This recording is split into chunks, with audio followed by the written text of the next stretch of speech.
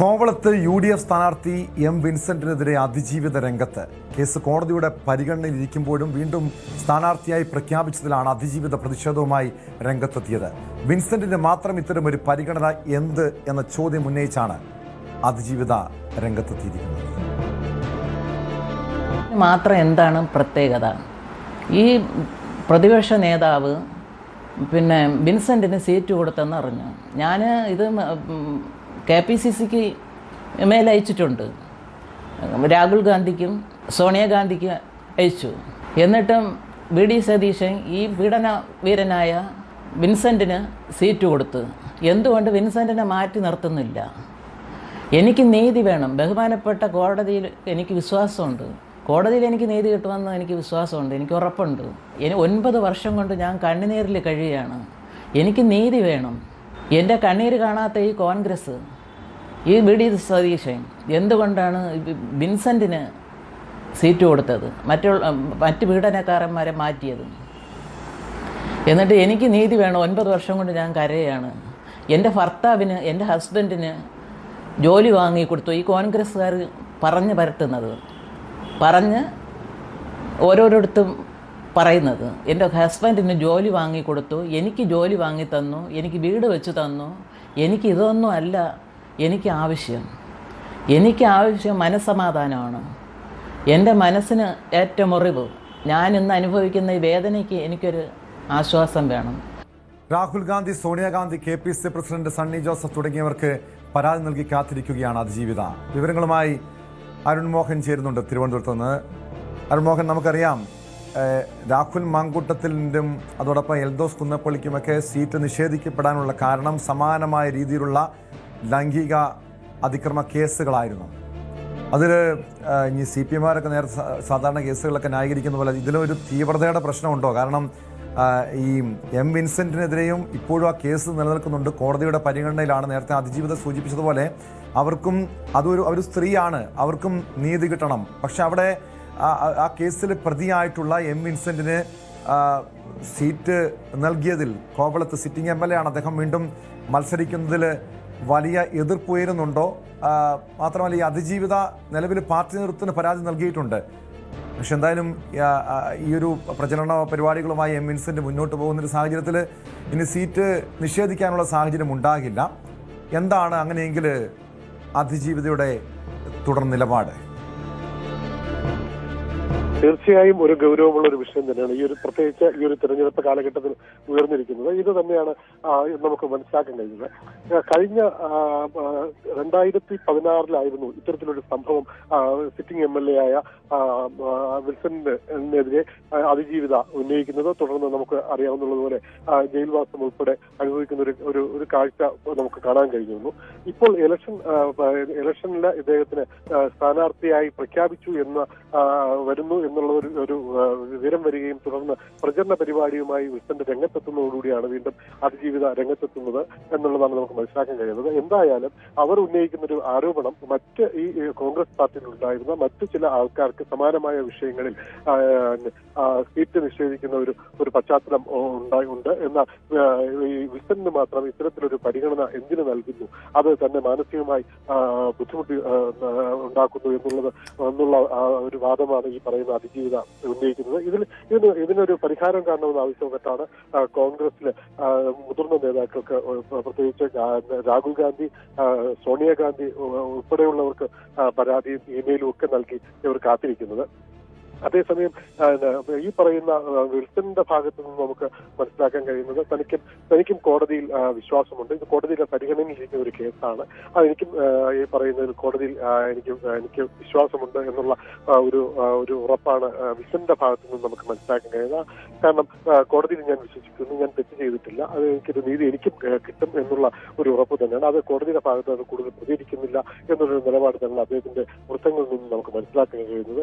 ഈ പറയുന്ന സാഹചര്യങ്ങളിൽ ഇത് ഉയർന്നിട്ടും ഈ പറയുന്ന ഈ കോളം മണ്ഡലത്തിലെ കോൺഗ്രസിനകത്ത് ഇത്തരത്തിലൊരു ഭിന്നിപ്പോ അല്ലെങ്കിൽ മറ്റു കാര്യങ്ങളോ ഇല്ലാതെ മുന്നോട്ട് പോകുന്നു എന്നുള്ളതാണ് നമുക്ക് പ്രാഥമികമായി മനസ്സിലാക്കാൻ കഴിയുന്നത്.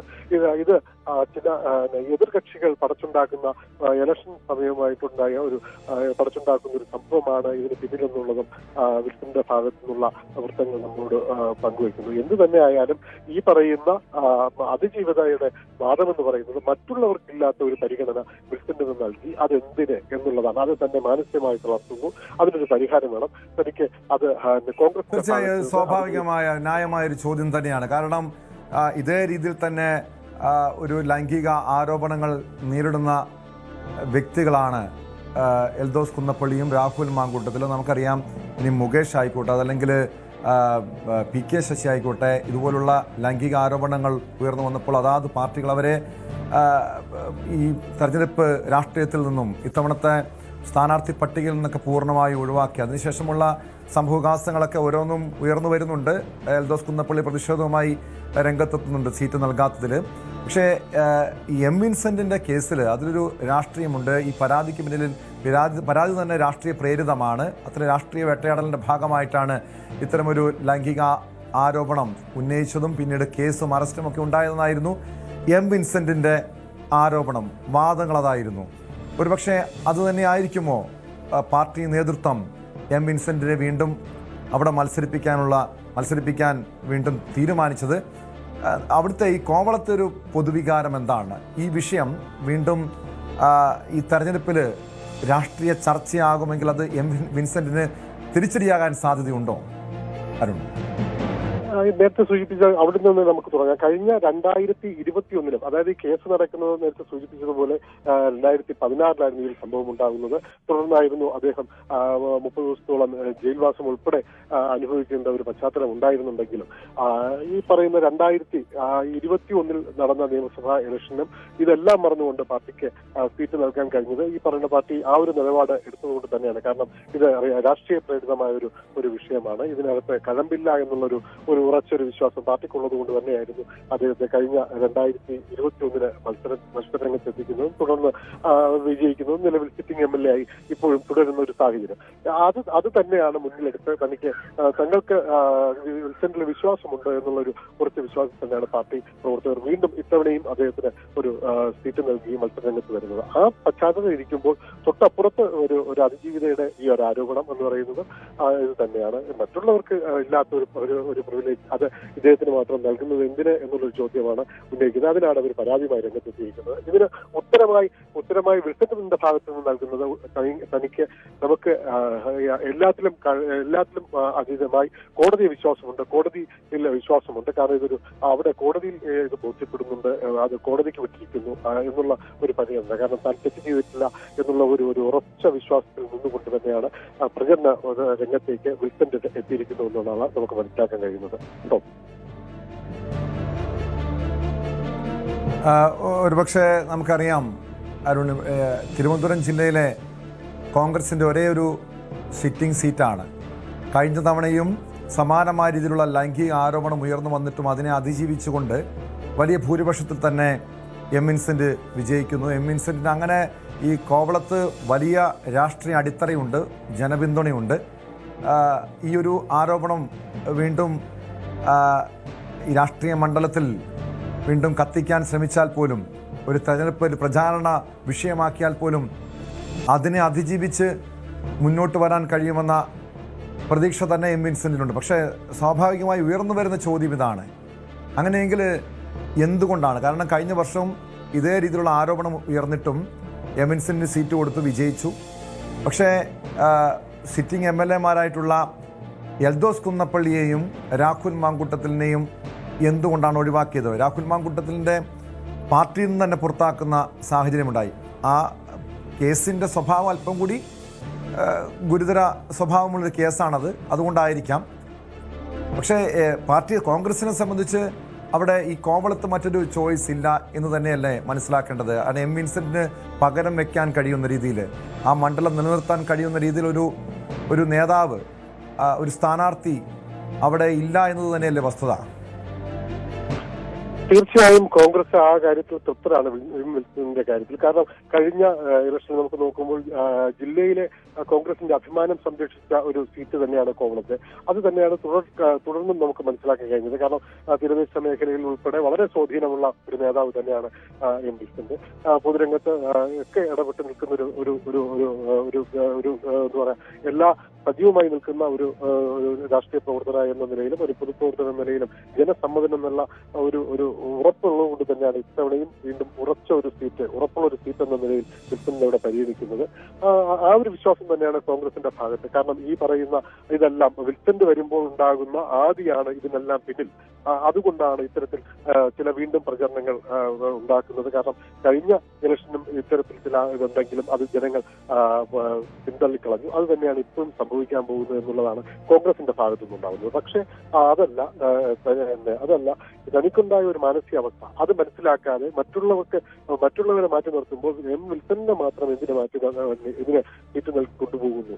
അത് തന്നോട് കാണിക്കുന്ന ഒരു വഞ്ചനയാണ്. കാരണം താനും ഒരു മുൻകാല ഒരു കോൺഗ്രസ് പ്രവർത്തകയായിരുന്നു, അല്ലെങ്കിൽ അനുഭാവിയായിരുന്നു. ആ കുടുംബത്തിലുള്ള ഒരു വ്യക്തിയായ തനിക്ക് ഈ ഒരു പീഡനം ഉണ്ടായിട്ടും ഇത്തരത്തിലൊരു അനുഭവം ഉണ്ടായിട്ടും അത് എന്താണെന്ന് കേട്ടറിയാൻ പോലും കേട്ട് മനസ്സിലാക്കാൻ പോലും തയ്യാറാവാതെ തനിക്ക് ഒരു പീഡനം നൽകുന്നു. തുടർന്ന് അയാളെ വീണ്ടും മത്സര രംഗത്തേക്ക് എത്തിക്കുന്നു എന്നുള്ള ആരോപണങ്ങൾ ഉന്നയിച്ചാണ് ഈ പറയുന്ന അതിജീവിത രംഗത്തെത്തിയിരിക്കുന്നതും മുതിർന്ന നേതാക്കളുടെ അടുത്ത് പരാതിയുമായി എത്തിയിരിക്കുന്നത്. എന്തു തന്നെയായാലും ഇരു കൂട്ടരും പറയുന്നത് തങ്ങൾക്ക് കോടതിയെ വിശ്വാസമുണ്ട്. ഇത് കോടതിയിൽ നടക്കുന്ന ഒരു സംഭവമാണ്, കോടതിയിൽ നടക്കുന്ന ഒരു വിശ്വാസമാണ്. അത് കോടതിയിൽ രണ്ടുപേർക്കും ഇരുകൂട്ടർക്കും വിശ്വാസമുണ്ട്. അത് സത്യം തെളിഞ്ഞു വരുമെന്ന് പറയുന്നുണ്ടെങ്കിലും അതിന്റെ ഒരു പടി കൂടെ മുന്നിട്ട് വിൽസന്റെ പറയുന്നു, കോടതിക്കൊപ്പം ജനകീയ കോടതിയും തന്നെ തള്ളിക്കളയില്ല. അതുകൊണ്ട് തന്നെയാണ് ഞാൻ ഇത്തവണയും ഇലക്ഷന് അഭിമുഖീകരിക്കുന്നു എന്നുള്ളതാണ് വിൽസന്റെ ഭാഗത്തു നിന്നുള്ള ഭാഗങ്ങൾ മനസ്സിലാക്കുന്നത്. വ്യക്തമാണ്. അരുൺ മോഹനാണ് വിവരങ്ങൾ നൽകിയത്. കോവളത്ത് എം വിൻസെന്റിനെ വീണ്ടും സ്ഥാനാർത്ഥിയാക്കിയതിലാണ് അതിജീവിത പ്രതിഷേധവുമായി രംഗത്തെത്തിയത്. കോൺഗ്രസ് നേതൃത്വത്തിന് ഹൈക്കമാൻഡിനുൾപ്പെടെ അതിജീവിത പരാതി നൽകിയിട്ടുണ്ട്. അതായത് താൻ ഇപ്പോഴും ഇതിൻ്റെ കഴിഞ്ഞ 9 വർഷത്തോളം ഇതിൻ്റെ വേദന അനുഭവിക്കുന്നു, മാനസികമായ വേദന അനുഭവിക്കുന്നു. പക്ഷെ തനിക്കിപ്പോഴും നീതി നിഷേധമാണ്. അതിനിടെ എം വിൻസെന്റിന് സീറ്റ് നൽകിയത് നീതി നിഷേധമെന്നാണ് അതിജീവിത വ്യക്തമാക്കിയിരിക്കുന്നത്. അതിനിടെ ഈ പെരുമ്പാവൂരിലും ചില സംഭവവികാസങ്ങൾ ഉയരുന്നുണ്ട്. പ്രത്യേകിച്ചും ഇതേ രീതിയിൽ തന്നെ ലൈംഗിക ആരോപണം ഉയർന്നു വന്ന എൽദോസ് കുന്നപ്പള്ളിക്ക് അതേ കാരണത്തിൻ്റെ പേരിൽ സീറ്റ് നിഷേധിക്കപ്പെടുന്ന സാഹചര്യം. എന്തായിരിക്കും ഇനി എൽദോസ് കുന്നപ്പള്ളിയുടെ നിലപാടെന്നറിയണം. കൂടുതൽ വാർത്തകൾക്ക് news 18 Keralam YouTube channel subscribe ചെയ്യുക.